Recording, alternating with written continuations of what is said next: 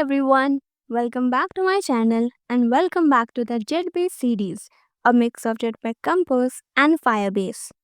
In the previous video, we learned how to retrieve the data from Firebase Realtime database and display it using lazy column.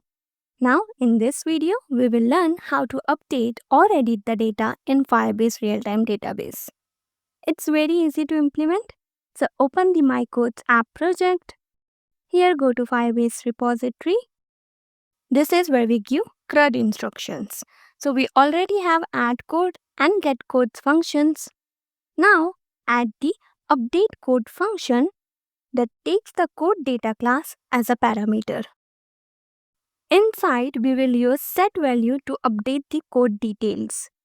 If you'll see, we have used set value here in add code as well. Both work the same. Basically, set the data. But this is code.id, updates a specific code detail according to its ID. Got it? And done. Then go to MainActivity. Here we will handle the navigation. Now to handle the navigation, first we need a screen for edit. Hence create a new class, EditQuoteScreen. Then below add composable, create another composable for edit. Here we will pass two parameters, root and arguments. Root is the destination and arguments include a list of arguments associated with the destination. I'll explain more. First, the root obviously has edit as the destination, like how we have add and display keyword, but it expects 5 more parameters: ID, quote, book, author and page. Why? See, you don't directly go to the edit screen, but you go with all of these 5 parameters details. It's like passing the data to the edit code screen. But this is not the data, this is the root, like keywords. Then we will pass a list of arguments with their data types. Our first nav argument is ID, whose data type is string. Likewise, we have quote, book, author and page. Then we have backstack entry, which holds the actual value passed in the root. Here, args store the argument values.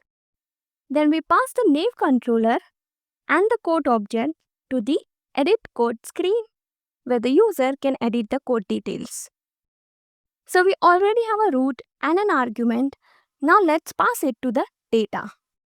Hence, the ID parameter is associated with args, where each field is accessed using getString and defaulted to if null.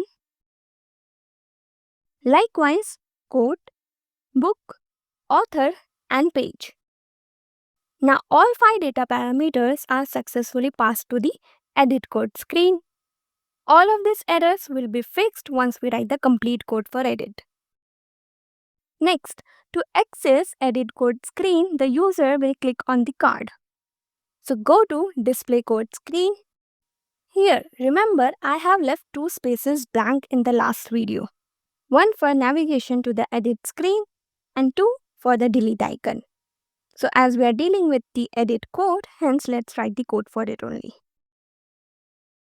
Inside the card, here in the clickable, write nav controller dot navigate to the edit screen using the edit keyword.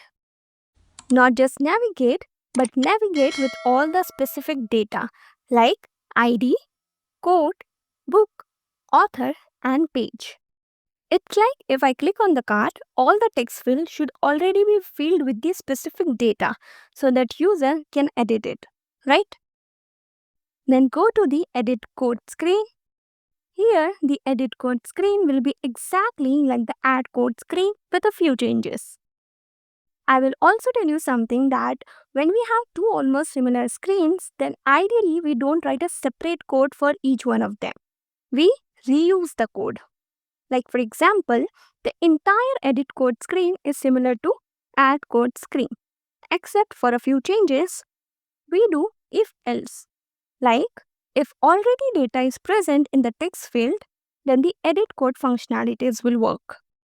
Else, the data is null in the text fields, then the add code functionalities will work. Got it? But for now, we will keep them separate. Otherwise, you will get confused. Now to save your time, we will simply copy and paste the add code screen code here in the edit code screen. Carefully look at the changes. First, it is the function name, edit code screen. Then rename the add code variable to edit code variable. Also, don't directly rename it, use Shift plus F6. Now, here the mutable state of is null, but we do have data in the edit code screen. Remember the data that we passed? Yes. So to include that data, add code data class as a parameter. Then here, instead of null, add the data that is the code.code, code.book, code.author, and code.page. Also, if you'll see here in MainActivity, the errors are gone. Then below it, change the top app bar title to edit code. Keep everything as it is. Then in outline text field, make sure the first text field value is edit code and also on value change. Next, the book, author, and page outline text field will be as it is. Then the major change is in the button. Clear this line. The button text says update. Here in the on click, we will update the code using the update code method which we created in the Firebase repository. What data will we update from the code? First is the ID, then edit code, book, author, and page. Basically, we can update any of these fields. Then using popback stack, go to the previous screen once the data is updated. And also throw a toast as code updated. Simple? And that's it. Our edit code screen is ready. Let's run the app and check. We already have code stored, so click on any of them. And look, it navigates us to the edit code screen. Not just navigate, but navigate with the code details. I'll edit the details and click on update. Look, the code details are successfully updated here as well as here in the database. Great!